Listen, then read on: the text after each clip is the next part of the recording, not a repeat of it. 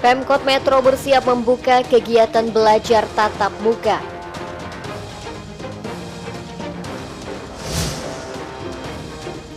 Keindahan pantai Labuhan Jukung di pesisir barat yang terkenal hingga ke mancanegara.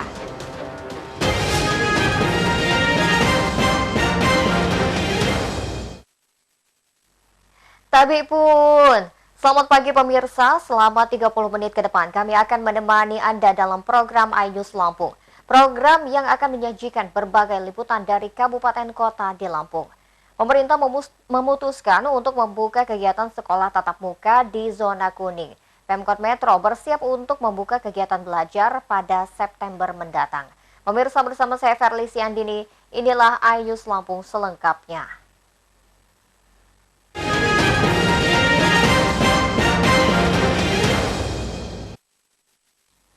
Pemkot Metro berencana membuka kegiatan belajar mengajar tatap muka.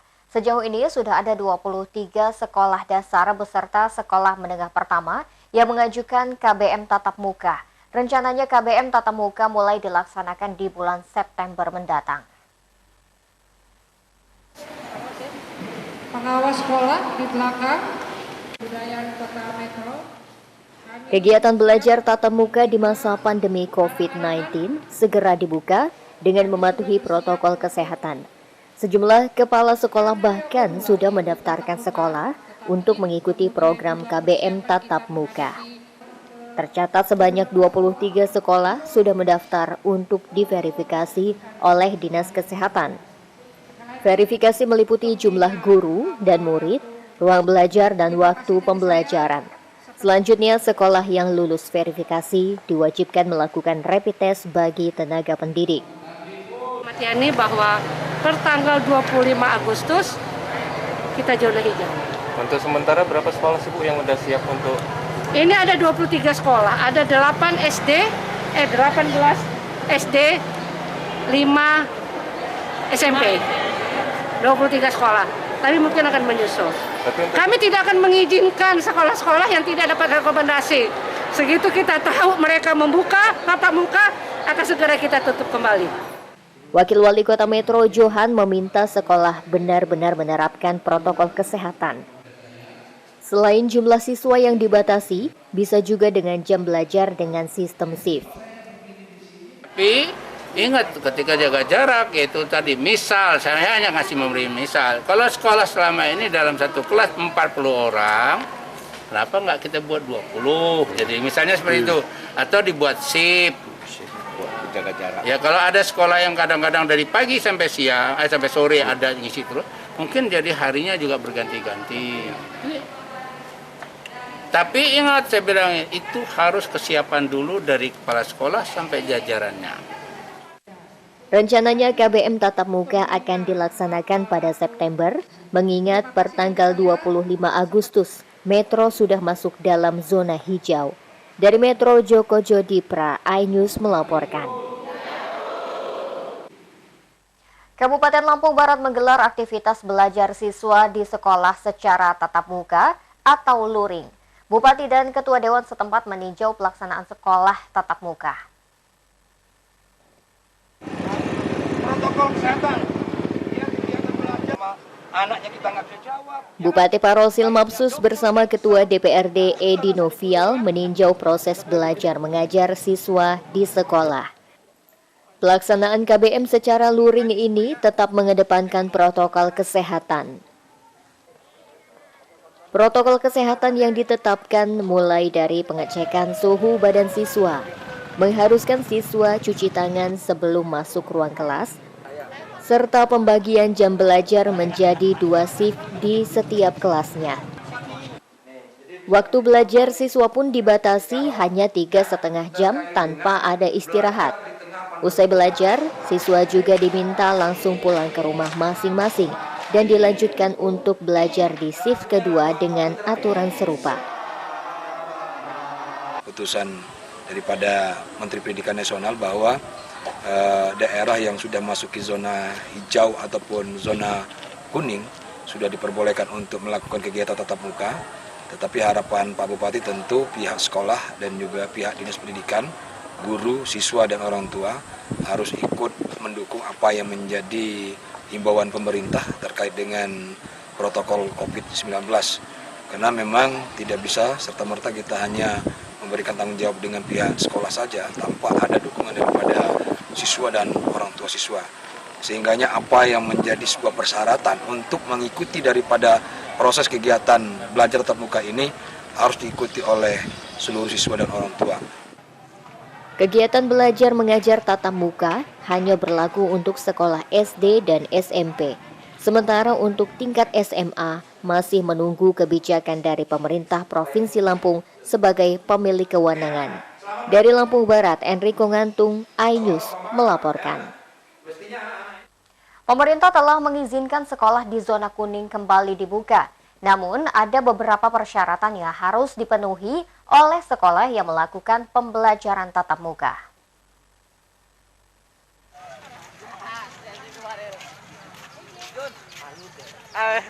Sebelumnya, hanya sekolah di zona hijau yang diperbolehkan melakukan pembelajaran tatap muka. Namun, karena beberapa pertimbangan, akhirnya pemerintah juga mengeluarkan izin tersebut untuk sekolah-sekolah yang berada di zona kuning. Sejumlah mekanisme yang harus dilakukan sebelum membuka kembali sekolah di zona kuning, yakni kewenangan pembukaan kembali sekolah harus berdasarkan kesiapan Pemda dan Dinas Pendidikan setempat. Orang tua juga memiliki kewenangan untuk membuat keputusan untuk mengizinkan atau tidak anak melakukan belajar di sekolah. Sementara bagi siswa atau murid yang orang tuanya memiliki penyakit penyerta, diizinkan untuk tidak berangkat sekolah. Untuk mencegah penularan virus corona, sejumlah siswa yang masuk dalam satu kelas dibatasi. Maksimal 50% dengan selalu menjaga jarak 1,5 meter. Dengan adanya pembatasan jumlah siswa ini, ada sistem shifting atau bergilir untuk siswa yang masuk sekolah. Ada beberapa protokol kesehatan yang perlu disiapkan sebelum memastikan sekolah di zona kuning melakukan pembelajaran tatap muka. Sekolah harus menyediakan sanitasi dan kebersihan seperti toilet bersih, fasilitas cuci tangan dan disinfektan, ada akses ke fasilitas kesehatan di sekitarnya. Wajib menggunakan masker kain dan masker tembus pandang bila ada peserta didik yang tunarungu. Memiliki termogan atau pengukur suhu tubuh tembak. Kalau ada peserta didik yang punya kondisi medis atau sakit, tidak boleh masuk, termasuk jika keluarga sakit juga tidak boleh masuk sekolah. Harus ada kesepakatan dengan Komite Satuan Pendidikan untuk melakukan pembelajaran tatap muka. Bila suatu saat wilayah tersebut berubah warna zona ke oranye atau bahkan merah, maka kegiatan sekolah tatap muka harus segera dihentikan. Tim Liputan iNews melaporkan. Pemirsa, setelah jeda pariwara berikut kami kembali dengan informasi lain di antaranya. Kejaksaan Negeri Lampung Utara menahan Kepala Dinas Kesehatan Maya Metisa. Sesaat lagi tetaplah bersama kami.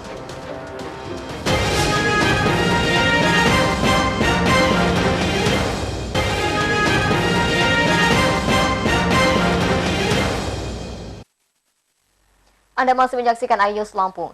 Kejaksaan Negeri Lampung Utara Lampung menahan Kepala Dinas Kesehatan setempat Maya Metisa. Maya diduga terlibat korupsi bantuan operasional kesehatan atau BOK seluruh puskesmas yang ada di Lampung Utara.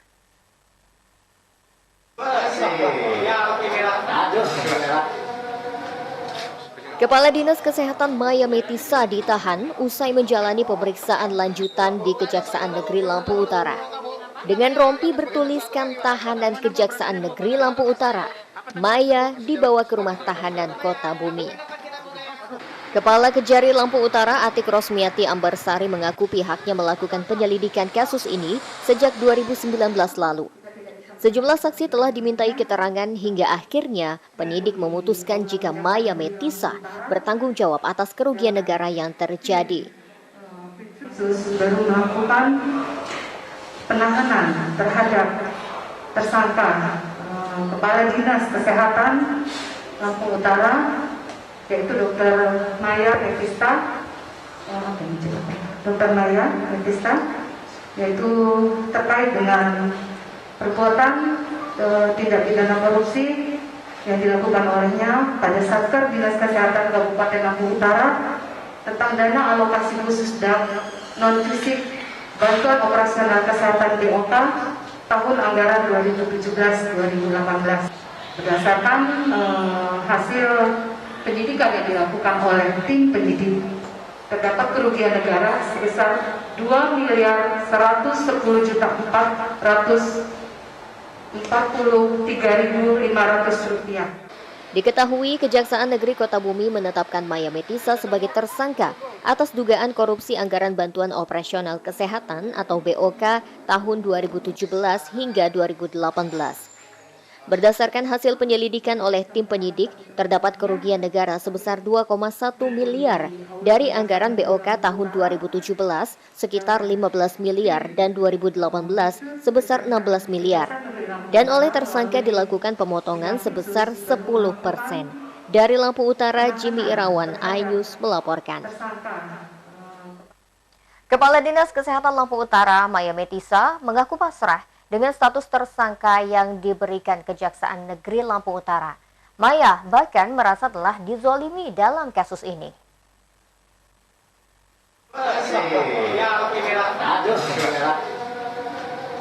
Usai menjalani pemeriksaan lanjutan dengan mengenakan rompi tahanan berwarna merah, Kepala Dinas Kesehatan Lampung Utara, Maya Metisa, dibawa menuju rumah tahanan Kota Bumi.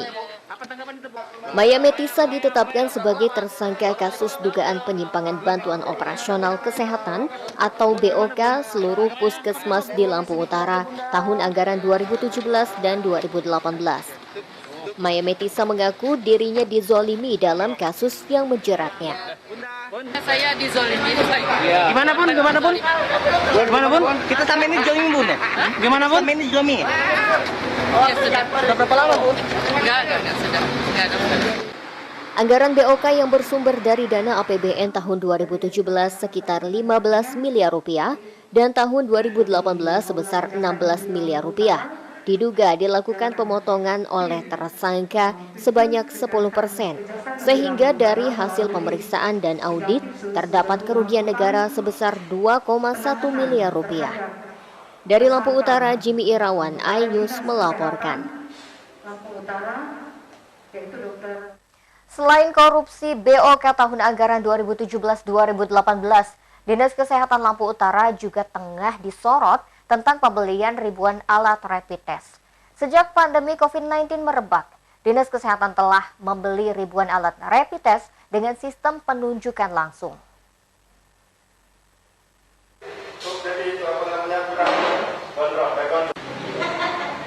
Dinas Kesehatan Lampung Utara telah membeli sekitar 1.925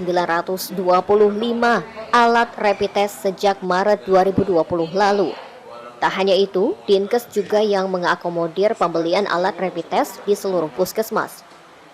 Dana yang digelontorkan oleh Dinas Kesehatan mencapai 1,4 miliar lebih, sementara bagi puskesmas menggunakan anggaran bantuan operasional kesehatan dan anggaran JKN. Sistem pembelian dilakukan oleh pihak ketiga dengan sistem penunjukan langsung. Menurut Sekretaris Dinas Kesehatan Lampung Utara, Wardianto, penunjukan langsung rekanan yang membeli alat rapid test tersebut karena keadaan yang darurat. PT Alfa Kinan Mandiri dan PT Lami yang menjadi rekanan dalam proses pembelian rapid test. Kalau yang kita rumah sakit, ini yang dari dana apa tuh? Dinas Kesehatan. Rumah sakit, kalau Dinas Kesehatan, baru rumah sakit sama ini ya, sama Dinas Kesehatan. Dua kali. Untuk pengadaan itu di luar dari yang untuk puskes ya? Di luar dari puskes. Kalau untuk puskes sendiri berapa banyak? Puskes sendiri itu dari dana BOK sama JKN.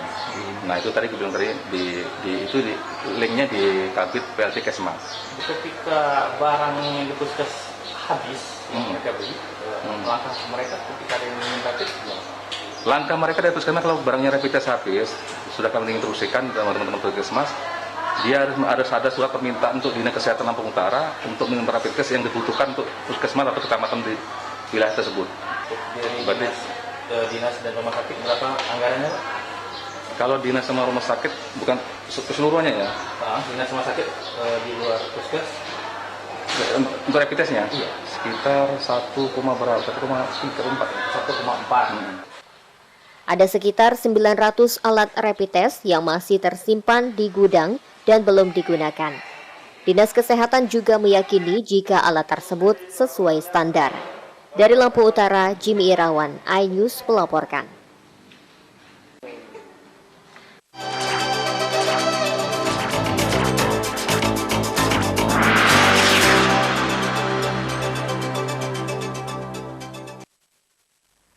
Ratusan masyarakat berpenghasilan rendah di Lampung Barat mendapatkan bantuan stimulan perumahan swadaya atau BSPS dari Kementerian PUPR. Bupati Parosil Mapsus meninjau langsung pembangunan bantuan perumahan swadaya di Pekon Kebayan.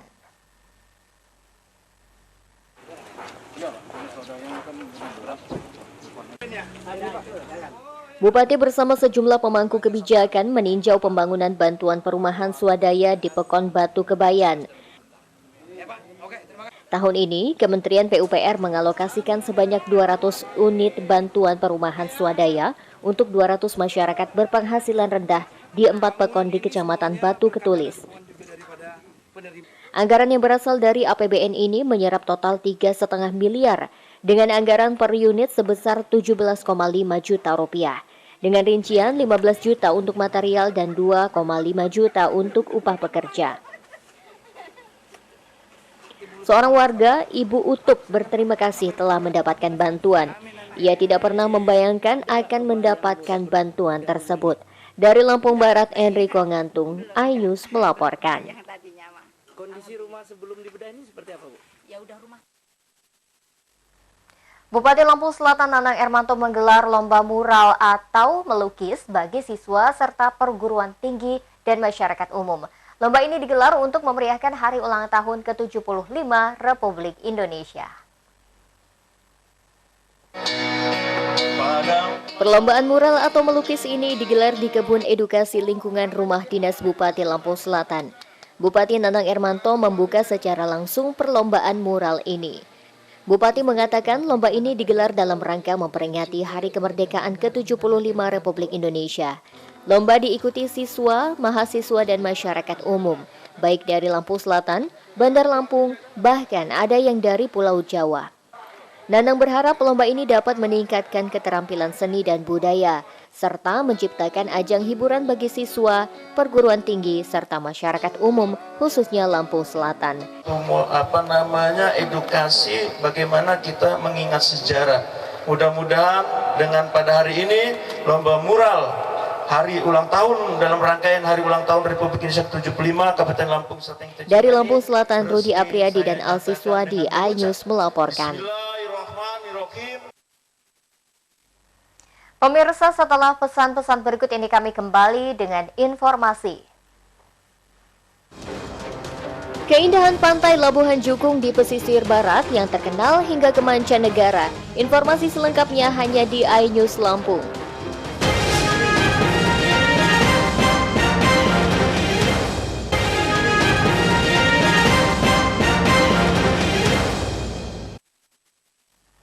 Terima kasih Anda masih bersama kami.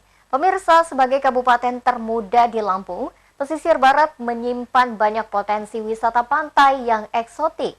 Salah satunya adalah Pantai Labuhan Jukung. Bagaimana keindahannya? Kita simak liputan berikut. Dan laporan tersebut sekaligus mengakhiri iNews Lampung hari ini. Saya Verly Siandini mewakili kru yang bertugas undur diri. Terima kasih dan sampai jumpa.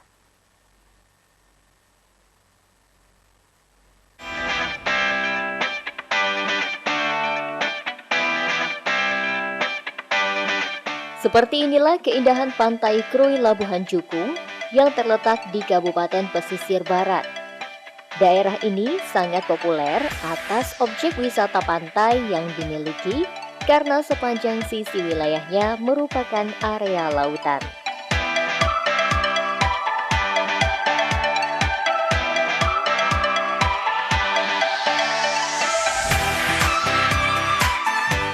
Sejauh mata memandang, hamparan pasir yang indah dan luas sepanjang pantai membuat pengunjung kagum ketika memasuki wilayah pesisir barat.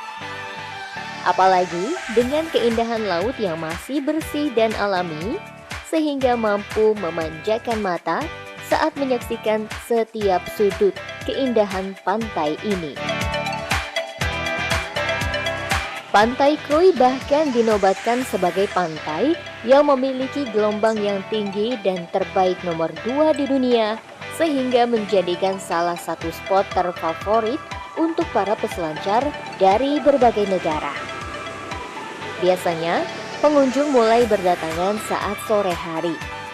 Sembari menunggu momen matahari tenggelam atau sunset, wisatawan melakukan berbagai aktivitas seperti berenang di laut, menikmati kelapa muda di bawah pepohonan rindang, dan tak sedikit juga yang bersuah foto bersama rekan-rekannya. Kemarin nggak ada rencana kesini sih, cuma sekalian liburan aja, jadi dari Lampung Tengah hampir kesini aja. Oh gitu. Udah berapa kali kesini? Baru pertama kali ini. Awal nyampe di sini gimana ngelihat pantainya? Kalau perjalanan sih lumayan sih dari Kota Limanya, tapi setelah sampai sini terbayar sih, lumayan bagus pantainya dibandingkan di mana Pesawaran, jauh lebih bagus di sini ternyata. Kenapa kok lebih bagus di sini? Masih bersih pantainya di sini, jadi nyaman aja kita di sini gitu aja sih. Betah nggak di sini, Pak? Kalau ada kesempatan mudah-mudahan kesini lagi. Saat ini, Pantai Krui Labuhan Jukung masih menjadi salah satu spot objek wisata pemerintah setempat. Bagi pengunjung yang ingin berwisata ke sini, tak perlu mengeluarkan biaya masuk atau gratis. Dari pesisir barat Lampung, Enrico Ngantung, iNews melaporkan.